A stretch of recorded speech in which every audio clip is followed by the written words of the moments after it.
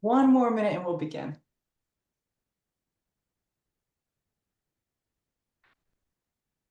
Kirsty, Yes. are we going to ask people to answer 3 questions from the webinar before they can get the recording, kind of like maybe a high school test or something? Now this is what happens when you have a professor on, guys. They always want to test you. No, Professor Essa, we're not doing it. Okay, I was just All checking. right, let's get started. Welcome, welcome. We're so glad to have you here. Uh, I'm Kirsty Pecci. I'm the director of Just Zero. Sludge is something that I've been worried about for a very, very long time. So I'm really glad that we're able to have this event today and that we're launching the Coalition for Sludge Free Land. Like, so exciting to me. I say all the time that the nicest, smartest, most interesting people are environmentalists, environmental advocates, environmental leaders in our state legislatures, environmental folks, lawyers and scientists. And this panel today is exactly representational of what I'm talking about. The nicest, smartest people you're ever going to see in a panel. So I'm so glad to present this to you. Just Zero is a zero waste organization that works on all kinds of waste streams, composting, plastics, anti-incinerator, anti-landfill. We work on textile waste. We work on sludge all over the country here in the United States. So we're putting this on today, but we are part of the larger coalition, Coalition for Sludge Free Land. And I'm so excited, as I said, to introduce the panelists today. Today we have Adam Nordell, who is a sludge impacted farmer, as well as a stellar advocate from Defend Our Health. So lucky to have Adam out of Maine with us today. Thank you so much for being here, Adam. Representative Bill Pluecker, one of our environmental heroes in this space at the legislature in Maine. It is so hard to do this work and be true to yourself while you're doing it. He's also a member of the Maine Organics Farmers and Gardeners Association. So he is absolutely at the forefront of all of this work. We really appreciate his time today.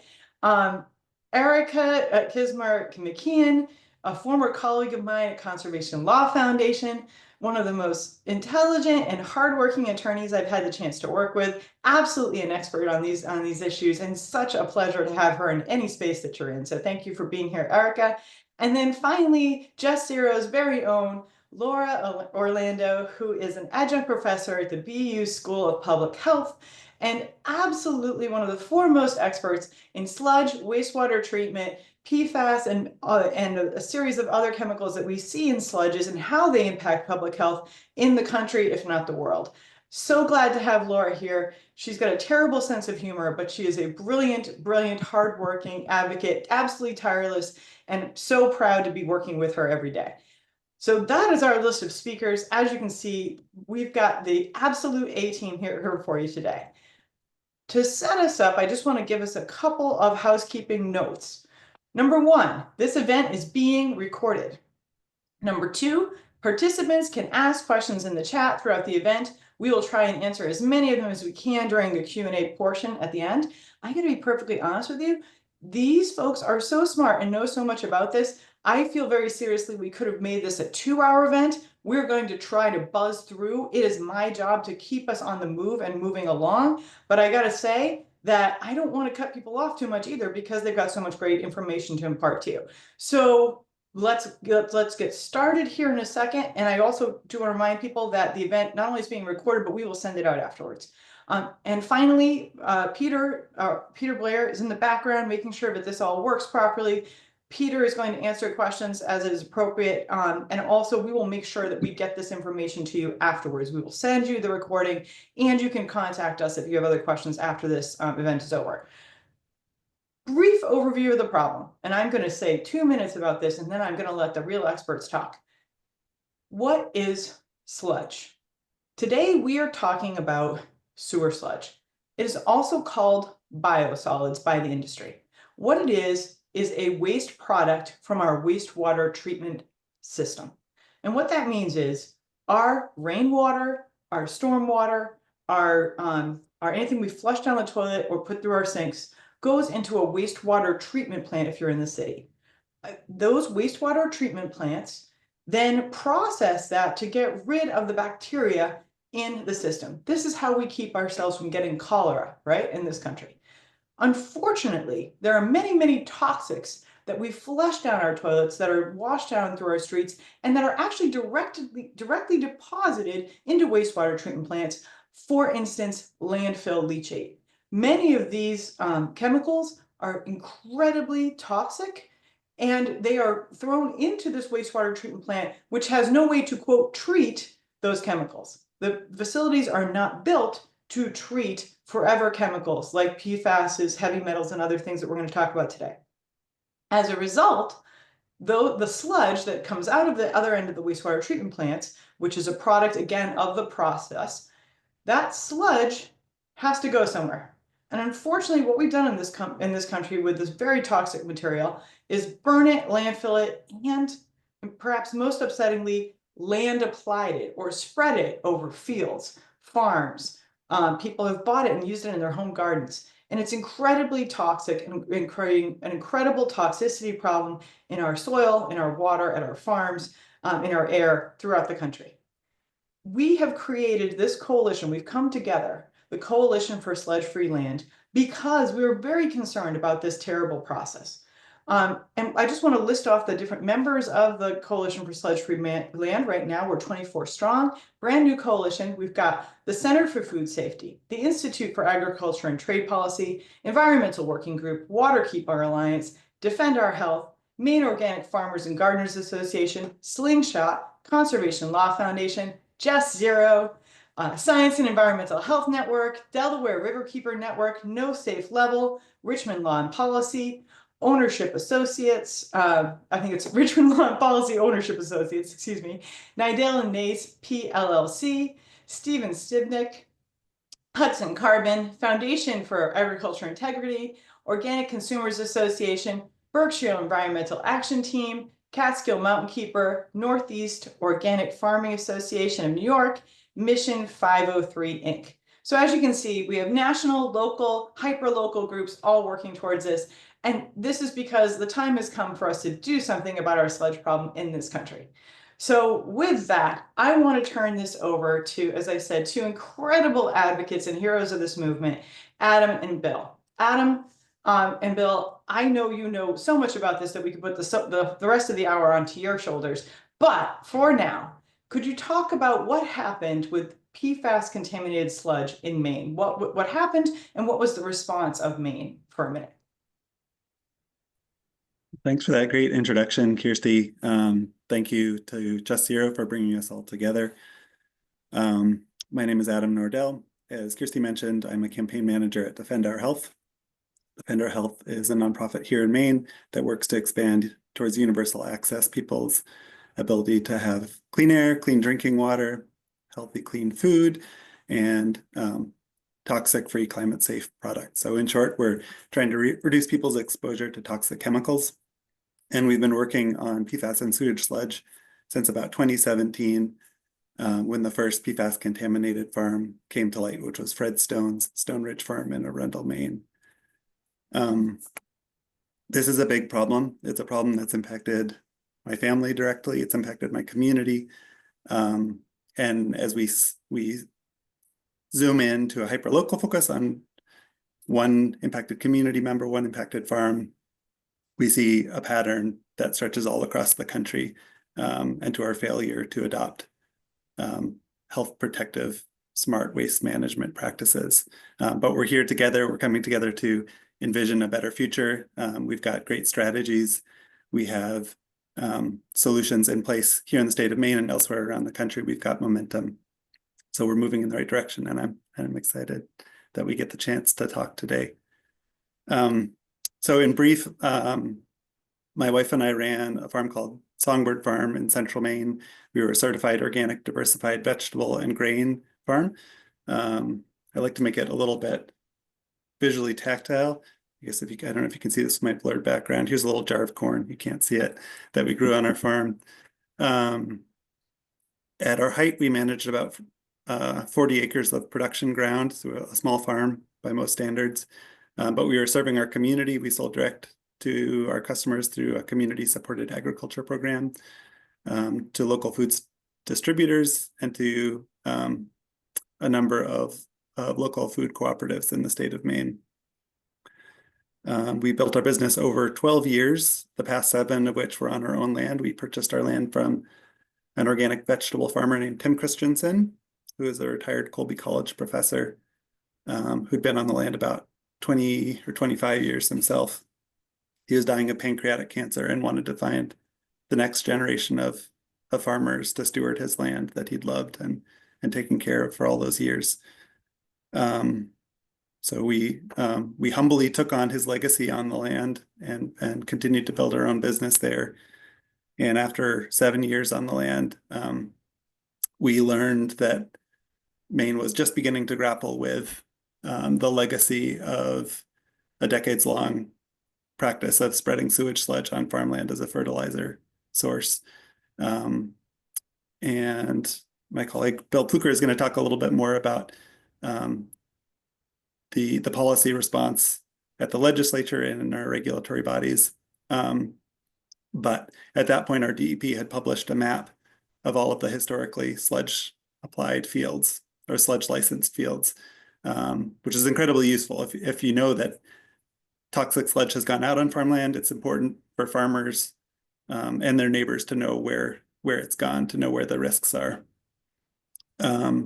And one of our customers alerted us to this map. Like, oh, I'm sorry to be the bearer of bad news, but there's a pin right on your property on this sludge and PFAS map.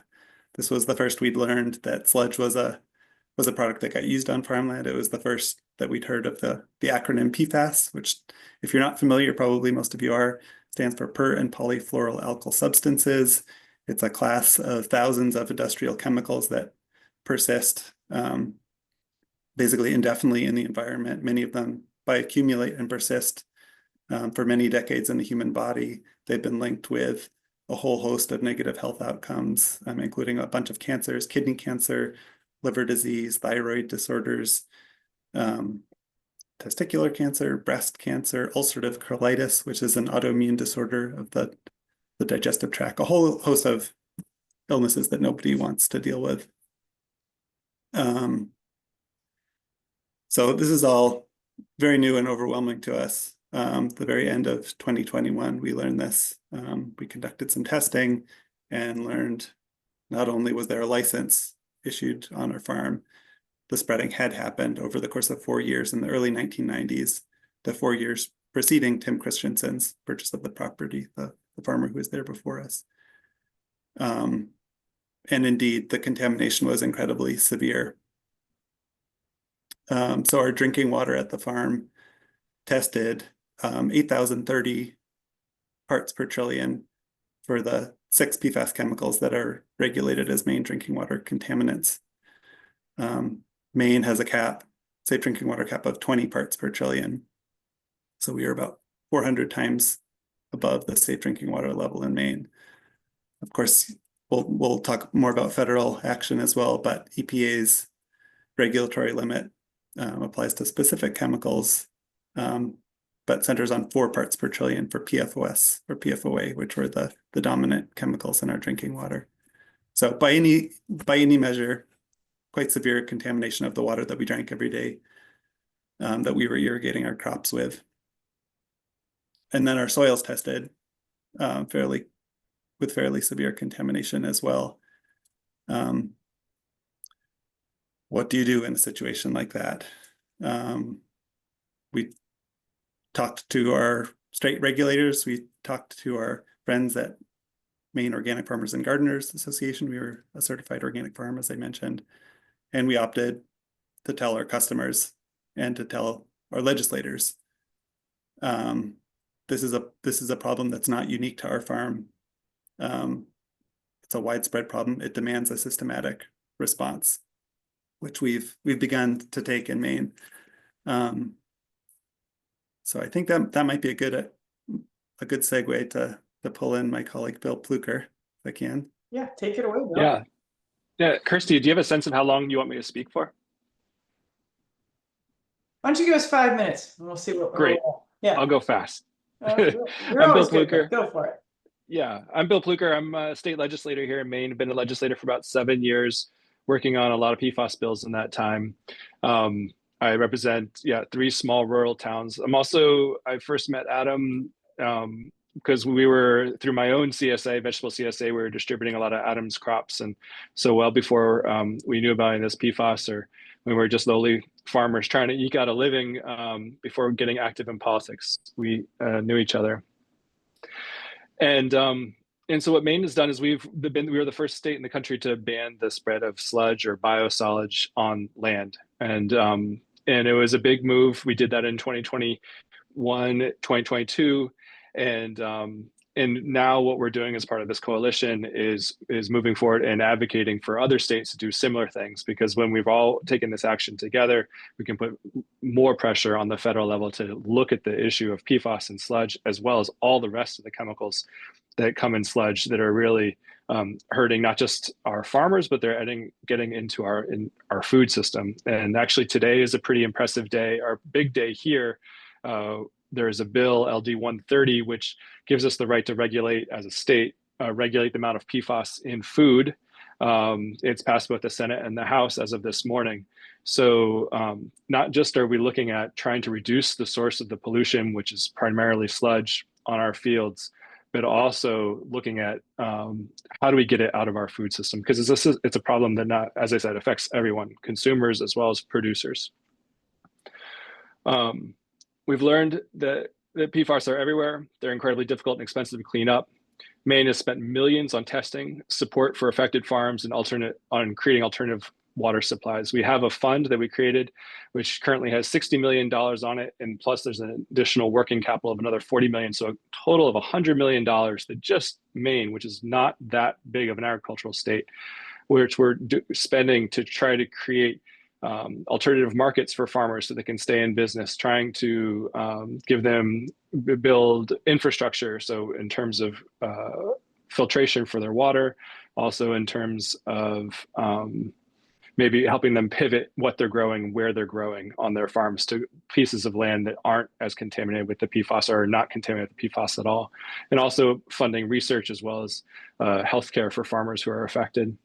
And so we're spending that money, we're supporting our farmers, we're banned the spread of sludge. And so all those things are super important and things we're working for, not just in Maine, but in other states as well as federally. Even with the ban in place, Maine still has a backlog of contaminated sites, and we need more resources to address them. That means funding for cleanup, long-term health monitoring, and the support for impacted farmers and families. We also need to continue pushing for upstream solutions. That includes restricting the use of PFAS in manufacturing and consumer products, because that's the source of the PFAS that is going into the sludge. It is from residences, from our own waste from residential homes, but primarily it's from manufacturing, which their effluent is going into our wastewater treatment plants and going into our sludge and contaminating our fields. And one of the things I like to say is that these wastewater treatment plants are not fertilizer manufacturers, right? They're not, we like to think that it's a free source for farmers, like to think that it's a free source of nitrogen for their crops. But actually what it turns into is a system of all of the contamination that's coming from manufacturing across the country into these wastewater treatment plants, and then farmers are expected to pick up to deal with that effluent and pick up the tab for the rest of the country. So we need to cut off the upstream contamination, and we need federal support and standards which bring So the one part that I did want to talk about quickly was most recently the EPA came out with a draft risk assessment on PFOA and PFOS. It basically acknowledged the contamination that was coming through the sludge back to farms, not in all the ways that it needed to acknowledge it. The scope of the assessment was too narrow, focused on too few different sorts of PFAS. I don't know if we've said it yet, but PFAS really is a class of chemicals which incorporates up to 14,000 different types of PFAS. And so when we go to regulate these things, we need to regulate them as a class, as opposed to doing just piecemeal one type of PFAS by one type of PFAS, which is how the EPA is trying to address it. And the EPA acknowledged that there was a real clear danger to farmers, but they didn't expand it and look beyond it to the danger that PFAS and the use of sludge on farms poses to the entire consumer to all people who are eating food in the American food system. And so it was a good first step, but we're not stopping there, and we're going to keep going as we are able. And I'll stop there. I don't know how long we spoke for, but I think I'm within my 5 minutes. You're perfect, Bill. You're absolutely perfect. And thank you so much, Adam, for sharing your story, which I think all of us feel so lucky that you are willing and able to do that whenever you do. So thank you so much for sharing that heartrending story. And thank you so much, Bill, for all your work at the State House. We really appreciate it. And I would like to turn it over to Erica. Because I think, and Adam, because I think, and Laura, I guess we're all three of you on this part, to answer the question of, all right, Maine has taken some really fantastic first steps. As Bill said, they're moving forward and working harder and harder on this. They're not backing off on this issue. They're trying to bring more resources in to protect farmers, protect our food, and to clean up this problem and stop it from happening in the future. What is happening at other states, Erica? Thank you, Kirsty, and thank you all for being here today. We're really excited about this coalition. As Kirsty said, I am going to give a brief overview of state and local sludge laws with the caveat that this is a landscape that is very quickly evolving as more states throughout the country try to deal with the sludge crisis. Before I get started on that, I do want to just address one of the questions I saw in the chat, which was asking about testing PFAS and sludge at the federal level and whether there's any kind of testing program. And the answer to that, unfortunately, is no. There's at the federal level, PFAS and sludge is not currently regulated. Bill talked about the draft risk assessment, which is kind of hopefully maybe the first step in that, but no. So where we're seeing all this momentum is really at the state level. And as of right now, 2 states completely ban the land application of sludge: Maine, as Bill and Adam just discussed, and Connecticut. And, as Bill and Adam discussed, Maine has really been the leader here. They banned the land application of sludge in 2022, and then Connecticut followed suit and banned the land application of sludge in 2024. Most other states that currently regulate sludge have what is called a tiered approach to regulating, and that includes Michigan, New York, Minnesota, Wisconsin, Maryland. And by tiered approach, what I mean is whether and how the land application of sludge is restricted is based on the levels of PFAS that are in the sludge. So certain levels will result in a complete ban, other levels will result in some restrictions, but not a total ban, and then other levels will result in no restrictions on land application. There are also many states that have started testing and monitoring programs for PFAS and sludge. This includes Maryland, Washington, Colorado. Many other states have recently proposed bills that would require testing sludge for PFAS. That includes Oregon, Rhode Island, and Iowa. And then several states have recently introduced bills that would ban or put a moratorium on the land application of sludge. That includes New York, Oklahoma, Hawaii, Massachusetts, Vermont. And if these bills become law, then those states would join Maine and Connecticut in banning the land application of sludge, which would be fantastic. Texas actually recently proposed legislation that is not a complete ban on the land application of sludge, but the regulation levels are low enough and protective enough that it is essentially a ban. The other really great thing about the Texas bill is that it would regulate 16 PFAS chemicals, which is great. I think pretty much all of the other states only regulate the 2 PFAS chemicals that we've kind of all talked about, PFOS and PFOA. But as Bill said, there are 14,000 of these, so really we need to be regulating more.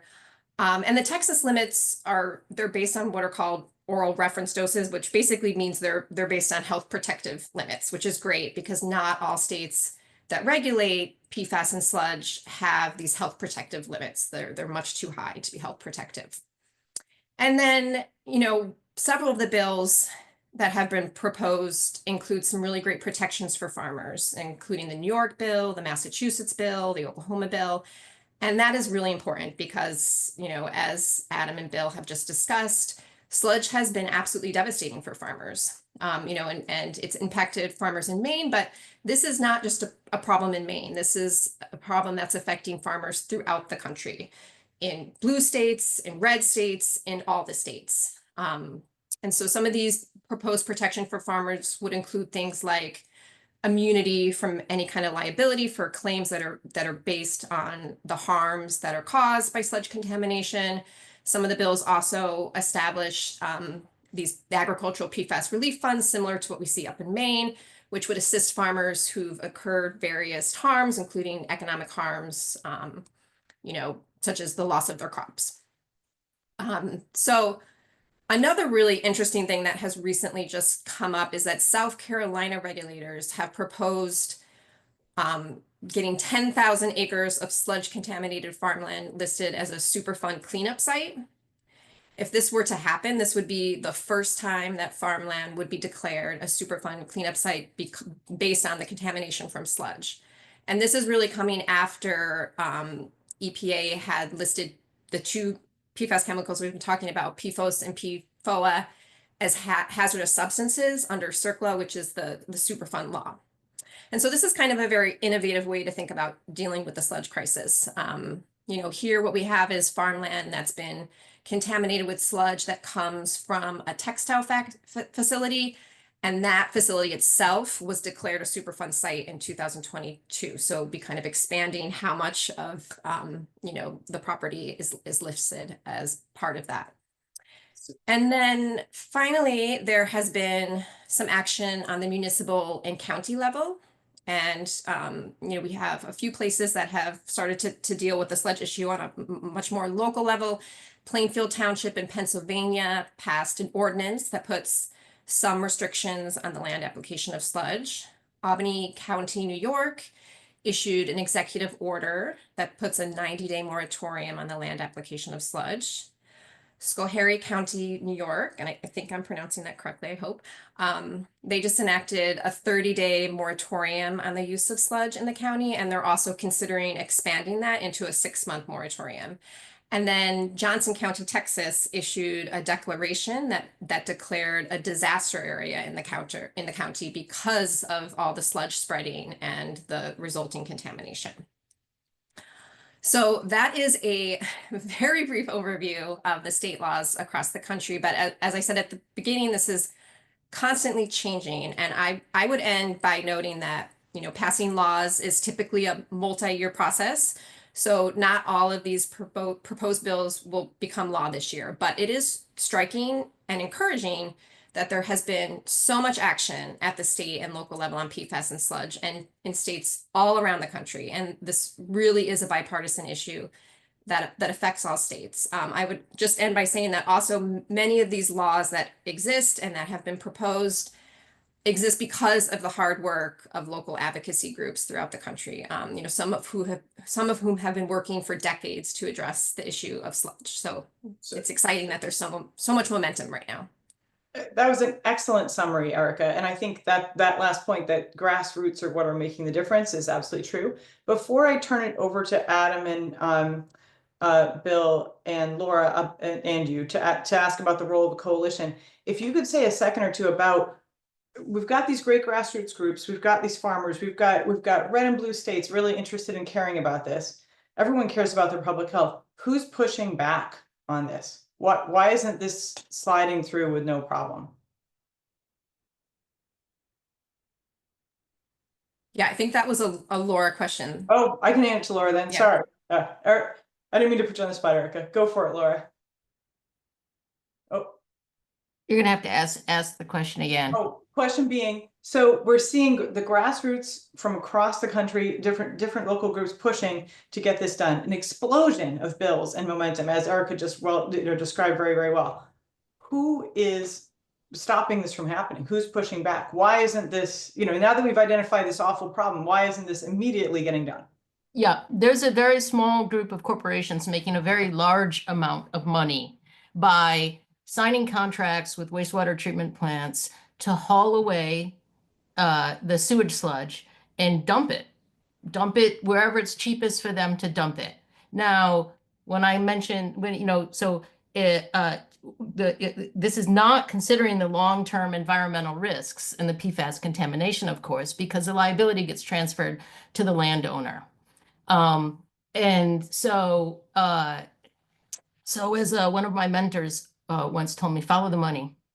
And that's an answer to a lot of this as well. And wastewater treatment plants across the country, there are 17,000 and counting wastewater treatment plants, but really it's the big ones that are producing most of the sludge. Greater Boston's wastewater treatment plant, there's one, produces over 30% of the state's sludge. It services half of the state's population. Go to New York, LA, Seattle. These are the big sludge producers. And they're the ones that often fight back the hardest to prevent outright bans. And the irony are they're the ones that can actually afford to do the right thing. So we, the people, we, the public, the advocates out there, the people who've been impacted by toxic sludge, we need to raise our voices, and that's what we're doing with the coalition. So now moving into the solutions, the potential solutions, Laura, for 3 different timeline horizons, could you give us examples for a short-term, medium-term, and long-term solution to this problem? Because this is the question I get every time I mention the word sludge. Right. So the number one thing to do is stop putting sewage sludge on land. Stop putting it on gardens, stop putting it, sometimes it's bagged and sold and branded as eco, etc. If you see biosolids on a bag or of a fertilizer or soil amendment, or if the ingredients are things you don't recognize, don't buy it. So stop land application altogether. Number one. Short term, what does that mean? It means landfilling sewage sludge. In working nationally to pass bottle bills, to recycle our cardboard, etc., so that we're at the same time not filling up our landfills with solid waste that we can prevent, and food waste, composting food waste. 30% of what goes in landfills is food waste. We can stop that, right? But landfill the sewage sludge, preferably in dedicated landfills for sludge. It's called monofills. Improve dewatering. Sewage sludge is, 95% water, polluted water, but it's a semi-solid material, and dewatering makes it easier to handle, makes less of it. Optimizing processes that help reduce sludge, and that's a short, medium, and long-term goal. So reducing the volume of sludge should be part of all of the programs that are implemented, right? In medium term, anaerobic digestion with better methane capture. This is a process that a lot of the large wastewater treatment plants are using, where it can reduce sludge volumes by 30 to 50%, but we have to do a much better job on methane capture. There are technologies that can be medium and long term. They're called side stream sludge minimization. They're processes that can be implemented in the existing wastewater treatment plant. And so we need to get serious about sludge reduction, which means we need to get very serious about thinking about all of the different processes that we can influence sludge reduction, and technologies. There are technologies out there. They haven't been brought up to scale. Let's put some effort into that, because this is one of the great challenges. And then thinking about who's coming onto the sewer, right? These big giant sewers, firstly, are often on shorelines. And with sea level rises, we're going to be forced into rethinking sewering. So let's get ahead of that game right now. And in another long-term solution would be, thinking of sludge-free wastewater treatment processes. For instance, as we're dealing with sea level rises, and as we're thinking of bringing cities into sewerage, we should be thinking about and exploring processes that don't generate sewage sludge. We're using a technology that's over 100 years old. It's meant not to deal with chemicals at all. And it can't be made to deal with the thousands and thousands of chemicals. So wastewater treatment does not treat chemicals. It does not treat or remove PFAS. And that which is removed, like microplastics, is removed to the sewage sludge. So it's really a residual, an unwanted residual byproduct that when the cleaner the water, the dirtier the sludge. And so the better job we do of cleaning our wastewater, the dirtier the sludge we have. And that's the pickle we're in right now. So even, as Bill said, going up the pipe and turning off the spigot on PFAS, stop manufacturing this entire class of chemicals is a solution for all of us, but that is not going to make the sewage sludge clean because there are industrial users dumping all kinds of things. Plastics is a huge deal in sewage sludge. More than 95% of the plastic gravitates to the sludge. And we know plastic's not good for our bodies. It's not good for our soil. So there are solutions, short, medium, and long. They have a lot to do with volume reductions and keeping sewage sludge off of our farms and off of our gardens. Okay, so I'm going to repeat that really quickly. Stop spreading it immediately because it's very toxic. Make it dry, take the methane producing pieces out of it and put it in landfills. That's short. Longer term, less landfills so we have less industrial leachate, toxic landfill leachate going into it. Also less other industries and water and other things going into the sewer system. And then rethink the whole damn thing because it's never going to do what we want it to do. It's not doing it no matter, because we hear about these local wastewater treatment plants that get $1 million to up their treatment, but they can never fix this, is what you're telling me. So we need to rethink the whole system and do better because these are all going to be underwater anyway. So, all right.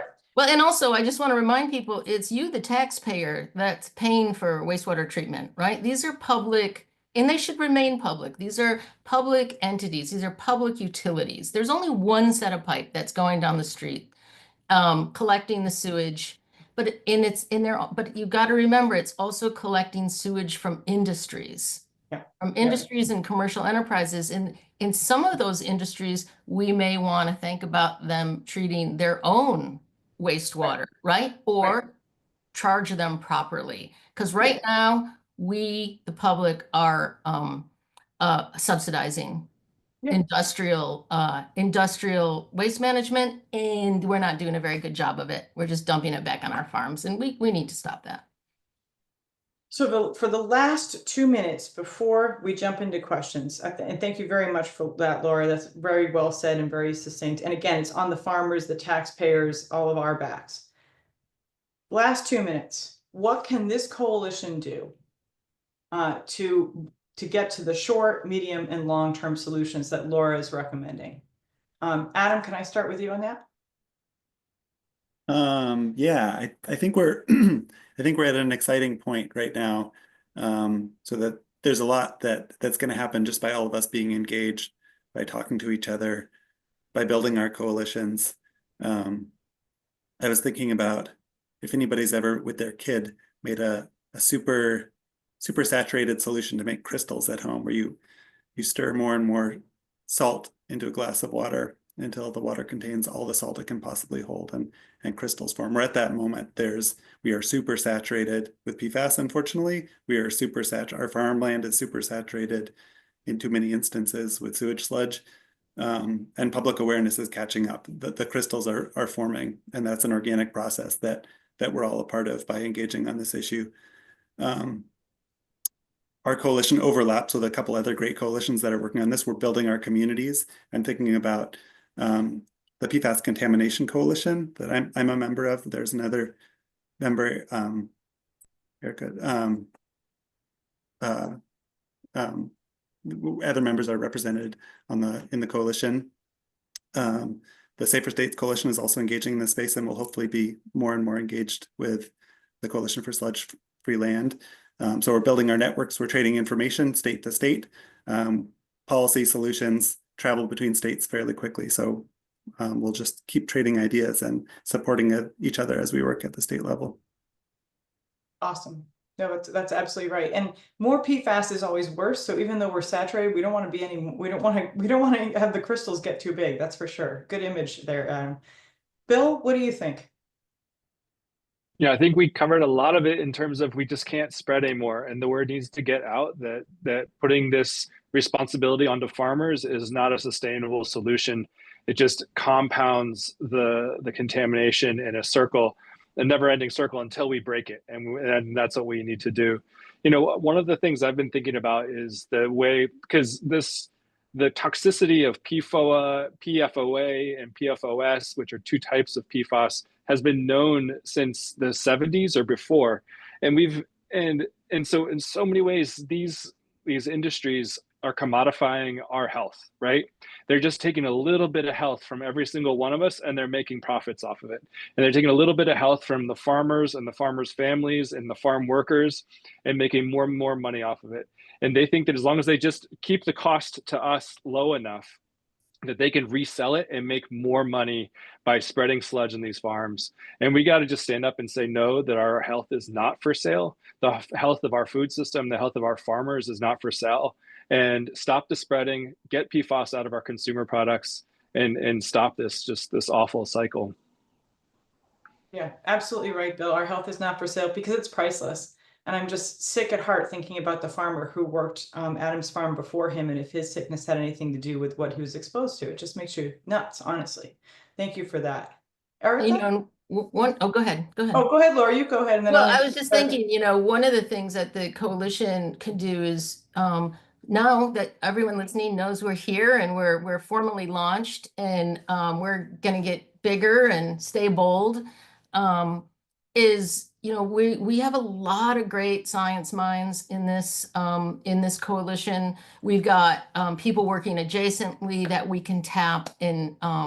So I know we have there are folks in Texas that are fighting tooth and nail to stop sludge spreading, and there are people in Johnson County, in other counties in Texas that you know, the catastrophe of sludge has come right home to them, killed their livestock, you know, made their families sick. And we're here.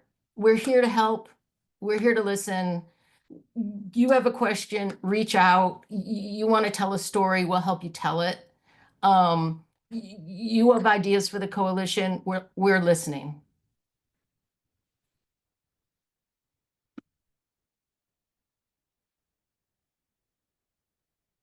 Oh, Christy, you are on mute right now. one last thought before I go to questions from the audience, Erica? Yes, so I agree with everything that my fellow panelists have said. I think that this coalition is in a great position to get the word out about how terrible sludge is. I was just visiting family for Easter and promoting this webinar shamelessly. And there were folks in my family who had not heard about PFAS in general, or the sludge crisis in particular. So even though more people are becoming aware of these issues, and there's so much more publicity around them, there is still a need to increase public awareness. Not everybody is a PFAS nerd like all of us who live and breathe everything that comes out about PFAS. So I think that there's still a lot of you know, public awareness that can be done. And I think that the coalition is well set up to take on that role. And I would just say that I think it's more important than ever now that, you know, the federal government and EPA is taking such a big step back in regulating basically everything, but definitely toxic pollutants. So you know, it's more necessary than ever to have groups like the coalition step in and fill this void. Thank you, Erica. Yeah, I always say I'm only one step away from talking about zero waste, so you have to start doing that in your family gatherings and friends. You have to be that person too, unfortunately. But yeah, the more we get the word out there, the more people will know. All right, I want to jump into some questions. So one of the questions here is, do we know the major PFAS manufacturing companies, and has there been successful litigation against them? Laura, you want to take that one? You're already on mute. I know we have litigators on our panel, but Yes, we know exactly where they are and who they are, and the 3M, DuPont, right? It's just a handful of companies. Uh, Chemours is a company that that DuPont spun off to do to But produce it's their like 10 PFAS. companies. It's not hundreds and Yeah, thousands. it's 10 companies, exactly, in 10 different places. I mean, I think if you looked at their profit and you looked at the catastrophe of PFAS and what that's doing to our health, our soil, our water, I mean, we could just pay them to just stop. You know, I'm not suggesting that, but I'm saying it doesn't make any sense. But so it's a handful of companies. Yes, there has been successful litigation. Municipalities have litigated for polluted water. Some tens of millions of people cannot drink their water because it is polluted with PFAS. And there has been some a successful litigation that has brought money to municipalities to try to remedy that. You can separate PFAS, not all, but a lot of it out of water and public water systems. But we have to think about our rural friends and our rural families. I come from a rural area. It has well water, and nobody's looking out for the well. I'm on well water. No Yeah, one people touched on their well. wells. No. And so we need to think of ways that we need to figure out how to get the polluters to pay for that kind of cleanup as well. I know Maine's doing yeoman's work on that. We all can learn from Maine. But we need federal help because there is a lot of PFAS pollution everywhere toxic sewage sludge has been spread. PFAS enters the surface water, groundwater, can go many, many, many, many, many feet down, and not only PFAS, but other toxins. Can I jump in with a follow-up there, Laura? Speaking about the contamination of rural wells, of course, rural drinking water is unprotected by the National Safe Drinking Water Act. So it's a little bit of a wild west when it comes to safe drinking water for rural communities, especially where this incredibly reckless practice of spreading sludge on farmland is happening. So in Maine's investigation of historically sludge applied farmland, to date, the state has identified 84 farms with concerning contamination and has identified 493 rural drinking water wells that are contaminated above our state standard. Maine is a small state, but is heavily dependent on wells as a rural state. And then if we use the federal drinking water standard, which is more health protective, that 4 parts per trillion, we're up around 1,000 rural households who have unsafe drinking water here. So then multiply that towards sludge impact in a much larger state, where sludge land application is more widespread. You have bigger urban centers producing more sludge, and you can just imagine how much larger the problem might be.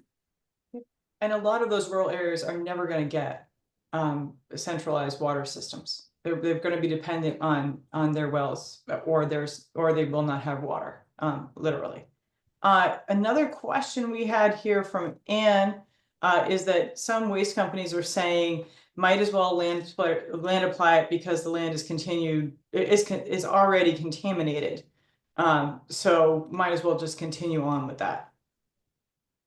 Well, the PFAS doesn't just stick on the land, right? It impacts the wildlife, the flora and fauna. It goes into the drinking water. The ranchers who were devastated by sludge spreading, they didn't spread it in Johnson County. It was their neighbors that spread it, right? So I think that. And then there's another, I don't even know if we mentioned this, another, way to describe PFAS are forever chemicals. They stick around essentially forever. And depending on the chain length, depending on which compound of the 15,000 and counting, it goes into the water, whether it goes into water, whether it travels into the air, whether it goes into the roots or shoots or fruits of plants. And since all of these many PFAS are in sewage sludge, you have all the compounds doing all of those things. So it'll accumulate, and the problem will just get worse and worse and worse. We have to keep it out of the life cycles. That's the key. Keep it out of life cycles. Here's another question that is a good one. How do we know if our household compost is combined with sludge? I participate in composting with the city of Boston. Do you want to take that one, Laura? Or do you want me to? Yeah, go ahead. I mean, I'm happy to, but I've been Yeah, talking a lot. so Waste Management, the company, they don't want to lose that 30% of the tipping fees that they're getting from hauling trash that is made up of food and yard waste. So what they have suggested is that they grind it up and put it in wastewater treatment plants, the facilities we're talking about, process it there and process it in quotes in the anaerobic digesters, etc., and then bag it and sell it as a fertilizer, like what we've been talking about. Once you mix food with sludge, you've made it toxic. All the toxics we're talking about are going to be there. Unfortunately, some of the city of Boston's food scraps are going there. All of the city of Cambridge's collection system is going there, and there in this case is the Greater Lawrence Sanitary District in North Andover, Massachusetts. But these programs are happening at large wastewater treatment plants across the country. This is, Waste Management's plan B, so that they can still make money on this, on the backs, once again, of ratepayers, of taxpayers, and not be preserving that nice, clean food. So when you are part of a composting system, whether it's private or public or local, ask where your food is going, ask where those food scraps are being processed and how they're being processed. And if the word biosolids, industrial sludge, or sewage sludge turns up, understand that you're contaminating those scraps and that you're not going to really be making clean soil. So that's something Just Zero is very much opposed to and working on that too. All right. Kirsty, can I address one of the comments in the chat? Sure. Sure. So there was a comment about how the solution here is possibly burning the sludge. And I wanted to address that. A couple points. One is that sludge incinerators don't destroy the PFAS. They don't get to temperatures that are high enough to actually destroy the PFAS. And there are also a lot of risks from burning PFAS. You have both inhalation exposures from the burning of PFAS, and then also the deposition, which will get into your, the ground and the groundwater and the drinking water, et cetera. So I just wanted to point out that burning sludge is not a solution to the problem. Yeah, and there's another one where the definitions kind of lump together, whether it's chemical recycling, pyrolysis, gasification, mass burn. None of these technologies work to destroy PFAS. And as Erica just said, you're going to breathe them in, and we breathe 24/7. So in some ways, our air exposure is even more terrifying than water exposure. And you end up with toxic ash afterwards. It doesn't just disappear. It doesn't dissipate into nothing. So kind of the same problem in a different form. Absolutely. Thank you so much, Erica, for bringing that up. Okay, I'm just looking, there are some in the chat, and then I'm looking at the question and answer document. There's a lot of questions about, is anybody doing this right? Like, what if you're, there's a question here about folks having their home materials, like home feces, if you call it, from your leaching systems in your home, processed separately. Is that a good thing? Is that something that works? Let's see. Oh, and here's a good question. How do you anticipate that the Trump administration will impact PFAS and sludge advocacy? Thoughts there? It's not a real straightforward question in this situation. Yeah, I mean, I can address that and then others can chime in. But so EPA actually just came out with like a press statement about how they're going to have this PFAS policy. But it's incredibly vague, and most of it is focused on like research, which I think has already been done, and we've already established the harms from PFAS. And unfortunately, they don't address some of the bigger issues, like the the drinking water standard, for instance, like, you know, whether or not they're going to keep that or pull that. So that's really concerning. You know, there are concerns about whether or not they might, you know, eliminate the hazardous substance listing for PFOA and PFOS under the Superfund law. And you know, even the risk assessment for sludge, it's not clear what they're going to do with that. That was just a draft risk assessment.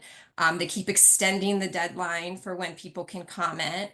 You know, there's fear that at some point they're gonna get these comments and then they're gonna use that as a reason to pull it or to weaken the assessment. But I mean, I'm not optimistic that much is going to be done, but you know, who knows? We'll see. You know, but folks can chime in with their thoughts. Yeah. Well said, Erica. Any other thoughts on that? Because I've got another good question here. I can. Well, I just wanted to, a video was passed around, I just saw it today, where Secretary Rollins, USDA Secretary, and Secretary Kennedy of Health and Human Services were asked by a television reporter about Johnson County. They were together in Texas talking about agriculture, and both of them said they were aware of the problem. And Secretary Kennedy said he is speaking to the EPA Administrator Zeldin, about sewage sludge. And I don't know what would come of it. I know that Secretary Rollins mentioned that her mom is the state rep for Johnson County. So I think that in the administration, it is known that PFAS and sewage sludge and all the other toxins in sewage sludge is a problem.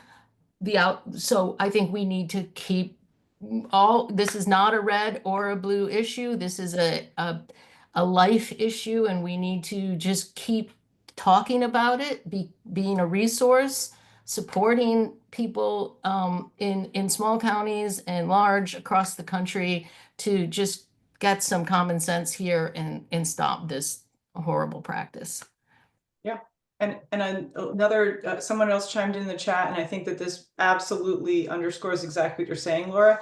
There's a lot of kind of fake research out there done by the industry and promoted as good science. And we need to be that's one of the things I think the coalition can work on too, is calling out, this has been paid for, where even if it's at a university, it's been paid for by the industry. You got to take it with a grain of salt or a big cup of crystallized salt, as Adam was saying a lot of times. So I think that's all we've got time for today.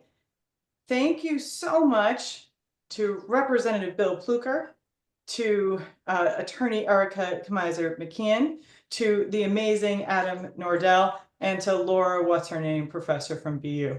You guys are amazing. I'm so glad to have spent this time with you. You're fantastic. Please contact, if there's folks from the media on board here, please contact any of us at Just Zero about any more information, especially LOrlando@just-zero.org. Send her an email, give her a call. She's easy to find. We're happy, but any of the folks here are happy to help with creating any materials so that the word gets out there. Because as Bill said very, very accurately, we need to make sure everybody understands this problem. Also, we want folks to give us a call or email us if they want to join the coalition, because more is more in this.